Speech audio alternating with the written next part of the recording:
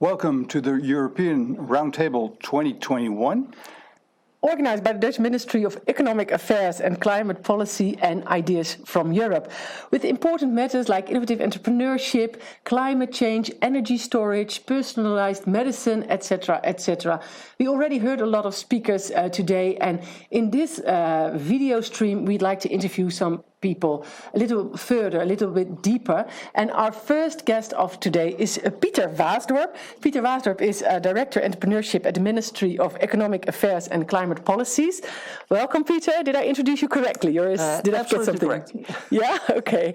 We already had the introduction today from the real live stream, the looking at the future economies.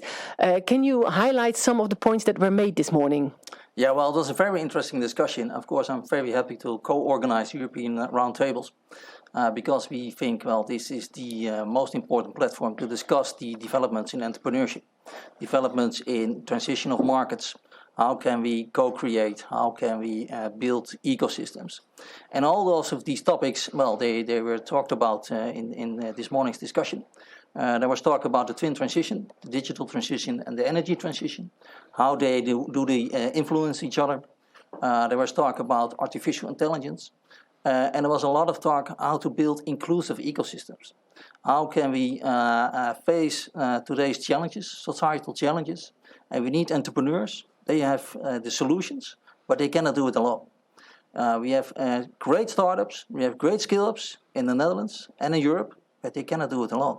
We have to build ecosystems, including investors, impact investors who want to invest in those types of companies, in those types of technologies, in those types of innovation. We also need collaborative ecosystems involving universities, knowledge institutes. We need the customers, we need the regulators, we need the public policy side, and they all are part of the ecosystem, and we have to build innovative and inclusive ecosystems. Yeah, that's clear. And if you look at the government and the role of the government, should they set boundaries or examples? Yeah, well, that's a very good question, and today's discussion wasn't very, didn't give the final answer to that because I'm not sure what the right answer is, but one of the things government can do, we have convening power. We can bring people together. We can bring people together throughout the ecosystem, and we can set long-term goals. But well, you can discuss how long the long term is, and if you finally reach the goals or not. But that's what we can do. So it's somewhere in between setting boundaries and giving examples. Giving examples, exactly. You're talking about the future. We'll have another summit in October 2021, the European Entrepreneurship Summit. Again, bringing together a lot of stakeholders. Yes, absolutely. And last year we organized the first European Entrepreneurship Summit. And if you organize the first summit, of course, there will be a second summit. And the second summit will be this October, organized by my ministry and in cooperation with the European Commission.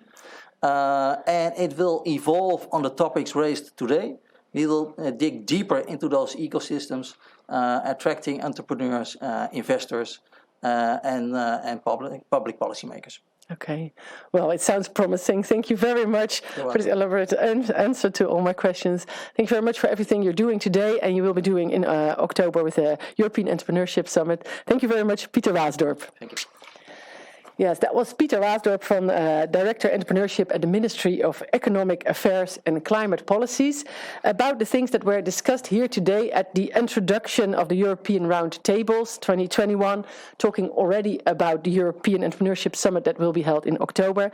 But there were more people this morning at the table, and one of them was Paul Iska. He is Chief Failure Officer at the Institute of Brilliant Failures, and he's also a professor at the Open University at Maastricht. Welcome, Paul. Thank you. Anything to add to your introduction? No, I'm also the chairman of the Personalized Healthcare Catalyst Foundation, which is one of the tracks also in the value track methodology. The introduction of personalized healthcare is a great example of a collection of fantastic ideas, research, companies who are doing a lot of innovation. But still, we believe that it is not going fast enough. It could be much faster. And then we see the topics that have been discussed today all of them we see coming by in that particular example. So I think it's a great case for actually this process. Yeah, because that's what your track is all about, is bringing together all kinds of stakeholders, because there are a lot of great things going on, but we have to find each other to complete it. Because I heard you say something in the session this morning about a last mile and a first yard. Could you elaborate on that? Yes, what we see is that, and that's not only in the personalized healthcare, it's in all the other value tracks, it's throughout the world. We see so many great ideas. And we see people developing great concepts, and that can be products, it can be services, it can be new treatments, whatever you have in mind. And we know they work, but does not mean automatically that they're also being implemented.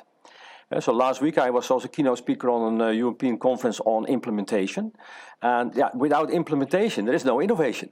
And the implementation skills are different from the original development skills, and in these implementation skills, you have to deal with business models, revenue models. You need money, you need customers, you need to deal with policies, with regulations. Sometimes, especially when we talk about innovation, the innovation goes faster than the regulation and the laws.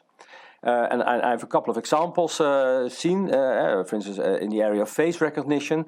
Then we see that people have great ideas, great applications, but due to the general way in which the GDPR is written down, you see that very specific situation, it doesn't work. And I call this the state of organized stupidity. Which I have two examples of organized stupidity, two perspectives. One is that you stick to the rules, you adhere to the rules, but not to the principles. And we have seen also recently, also in our country, people who did nothing wrong with the rules, but you can ask yourself whether they were compliant with the principles we have in this country. The other thing is that people really want to stick to the principles, but it's impossible because of the rules make it impossible. Now that is organized stupidity, and I think if we want to find our ways out of this dilemma, we have to start the battle against this organized stupidity, and we cannot do that from one perspective. We need each other to do that. Yeah, and it's a very difficult, I think, balance between what you can offer somebody and what somebody needs. Because where do you start? Do you start with asking what somebody needs, because often they don't know what exactly they need in regulation or whatever, or do you start on the other side? No, you see some trends. There's also in the Netherlands a new phenomenon called the Health Sandbox, where we try to create an environment where we can unravel the general, let's say, themes that are hindering people to achieve their goals. And so maybe you do not exactly solve the particular problem for that person or for that initiative, but you are seeing a trend. And some of these trends can be dealt with, and then you help more people. And maybe it's only part of the puzzle, but at least you solve that part of the puzzle. So that is something I think is very important, why we still have to bring all these people together to understand the underlying themes. Why are things not going smooth as we want? And like I said, you cannot see that from one perspective. That's why we have to bring people together. And like I said, sometimes the law, sometimes it's money, sometimes it's culture, sometimes it's data. And these things work on each other, because we're talking here about it's a European roundtable, but looking at countries like China, where there's a completely different law, and maybe it makes it a lot easier for entrepreneurs to just go ahead and try things on the things like privacy or whatever. Yeah. Shouldn't we just have less rules? No, I think we should have smart rules. Okay. And also flexible rules. I mean, the creation of a law is a very complex process and a very complicated process. It takes years, and that's one of the issues that we have. We want to have high quality regulation. On the other hand, we want to have also a system of making and implementing regulation that's fast enough to keep up with the innovation speed. Now, that's where we have to improve. That's where we have to learn. That's where we have to help each other. Because I don't believe that just waiving a lot of rules will make life better. I don't think so. But like I said, to make flexible and smart rules, and we now talk about legislation is one area to look at. But that's something that we can help each other to understand what is needed and what is possible. Yeah. And that trade-off has to be made. Yeah, and we have to see if we can well, maybe almost implement our rules to the rest of the world to make it a playing level field. It is, but the same with money. People, everyone knows that just throwing money throwing money is not really throwing people. That also doesn't help. Doesn't help. But throwing money will not help necessarily. We see a lot of smart innovations because of limitations, shortages. So if people are growing up or doing the innovations in a system without any restrictions, then you see not necessarily the most creative, the most innovative ideas. So it's also a challenge. The point is, if we are able to work with the situation as this, for instance, without privacy laws, then we know that we have a robust and a sustainable solution. So that is what we should go for. And the same with the energy. If we are doing something that is sustainable also from an energy point of view, we know that we have a sustainable innovation, and that's what we should aim for. Clear. Thank you very much for this explanation. Thank you for making time for us. And we'll see you again later these 2 days here on the personalized medicine value track. Thank you very much. My pleasure. Thank you. Yes, that was Paul Iska, like he said, a Chief Failure Officer at the Institute of Brilliant Failures, and also involved in the personal healthcare value track. And we'll see him again these days here because there will be a separate chapter about this personalized medicine, and we'll talk about that a lot more. Then at my table here is Joelle Freiters. Hello. Welcome. I'm looking at your function. You're a non-executive board member and an investor and a tech entrepreneur at the TTT Fund. Could you elaborate a little bit on what that means? Yeah, I'm a part of an independent commission from the government on two areas. One is the seed capital rule. It's a loan that is given to early stage venture capital funds to make sure they invest in early stage startups. And then the thematic technology transfer rule, it gives money to university and venture capital to collaborate and take inventions from universities and make them flourish into startups. I think there was a discussion before about money for startups. Mm-hmm. I think good startups with a relatively quick economic return, they do find their money. They have a little bit of a problem early stage, but this system is working. The challenge in the Netherlands and also probably in other countries is when you have inventions that don't have an economic return or an SDG-related return measurable within a few years. And that's where it is challenging at the moment, and I believe that's where the government does stimulate and should stimulate a lot more. So an average venture capital fund has a 7-year window. But then if you look into deep tech or maybe med tech, it takes a bit longer before you can earn your investment back. And is it something that we should ask the government to look at, or is it also a state of mind that we should change? We were always talking about the Cathedral Economy, where you build a cathedral for when you're already dead, it will be finished. Yeah. That's the thing. And investors, of course, don't like that. They don't like return on their investments after they die. But there should be maybe a different system for that. I think stimulation can be good, and there is budget there, so just sometimes difficult that it finds the right inventions. The market will pick it up later, and the return will be for the whole society later. And I think solving climate challenges or this needs more deeper, complex technological inventions, and we are good at that in Europe. We're just not yet good at scaling them towards the main street of companies. Yeah, and I think that's the moment, and not only me, I think a lot of people are now convinced that that's the area we need to solve at the moment. Yeah. And do you think that the governments are doing enough to stimulate that on a European level? Is the cooperation good between the European countries? I think there's more and more coming now, and it's now at the moment finding their way to the right areas. So I think it's coming, so that's good news. It's not rolled out yet, but there's a lot coming, and so that's positive. That's positive. And if you look at the universities, because you were saying that a lot of inventions come from the universities, a lot of startups, of course, are connected to the universities. How is that field in Europe? How do the universities work together? because sometimes they are competitors, right? I mean, each country wants to have the best university. So even between the Netherlands and Belgium, and even Flanders and Belgium and the Netherlands with the same language, we work separately from each other. So we're now going to launch in the later this year the Inspiring 50 Deep Tech. This is for women in deep technology and the most inspiring 50 women there.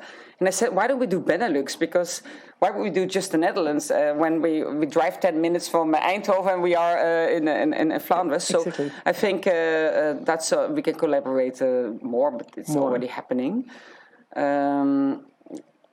We tend to have everything in every single country, I think collaboration is better than before. And even with COVID, it went so much faster because before we did all these traveling events, and then you would see each other again in 3 months. But now, because it's digital, you see each other again next week. So things are speeding up. Making it easier in some way. Yeah, positive view on the COVID.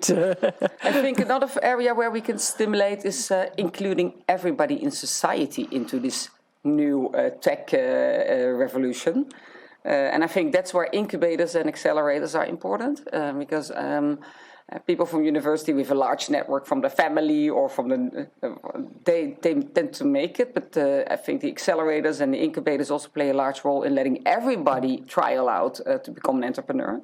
Okay. So that's and it's difficult to fund these accelerators and incubators, and that's also somewhere where I think the government can play a role in. Okay. Because looking at today and also looking at what's coming next in October with the European Entrepreneurship Summit, what would you like people to take away from today's sessions? What would be the main message that you would like to give them, people who are now watching? Maybe look at what's already going well and putting more oil on the fire.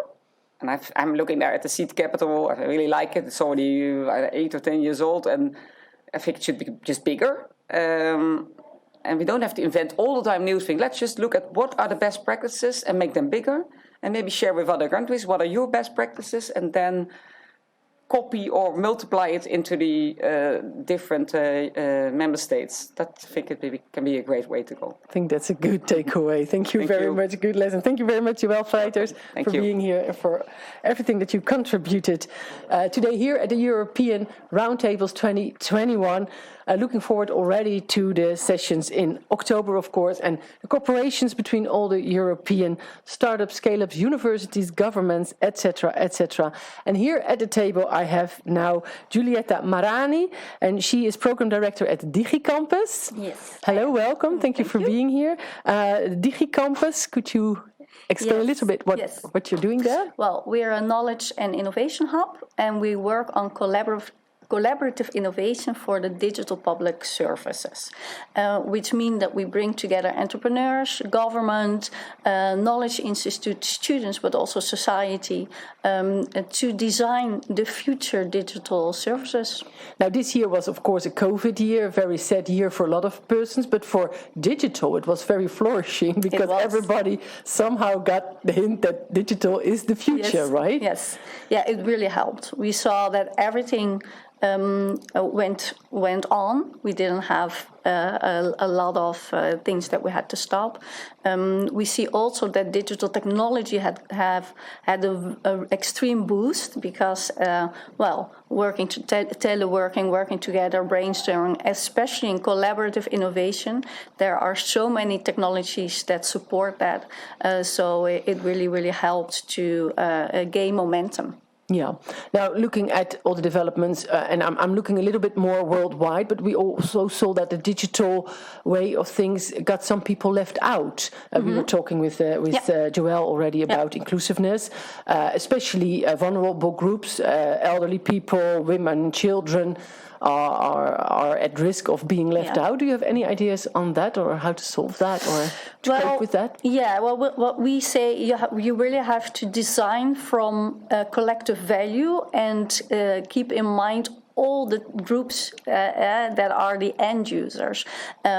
We usually take, we think student, but there are a lot of different students, and really design for those vulnerable groups. And I think that if you do that, then it would also work for all the other groups. Yeah. So just keep the vulnerable groups in mind first, and then start Take them designing. as a starting point. For example, the banking things on your phone for elderly people can be really, really hard. Yeah. But if you make them compatible for them, then And it's also, I think, for a lot of people, it's also to adopt new technology is harder, and you have to invest in that. And I see the government take a lot of action right now in the Netherlands to invest to help people understand what technology can bring, but also use it. And that's very important. Because you at the DigiCampus, how are you looking at Europe? Do you have a lot of cooperation between countries in Europe, or is it more? Well, right now we are working with different universities from other countries. We're also going to organize an international week where we're going to exchange how other countries work on collaborative innovations. So how do they bring together all these different stakeholders? I'm right now in the selection commission of the European Public Sector Award, and there I see what new ideas and innovative products Europe is going to bring. So I do hope I can highlight some in October. Okay, well, thank you very much. For you also, as a last question, looking at today, looking at the future, what would you like to give to people as a takeaway from this day? Well, I think it's very important to take a collective value as a starting point, build on a value case, and have this long-term vision but impact today, and work together on that, because that might bring some tension, but that is really the key. Society wants a solution for the problems now, but they also want it sustainable over the years. Okay, clear. Thank you very much. You're welcome. For your interviews and for your words. That was Giulietta Marani from the DigiCampus, telling a little bit about the digitalization, of course. And we come to an end of the first session of the European Roundtables. Next session will be about energy storage.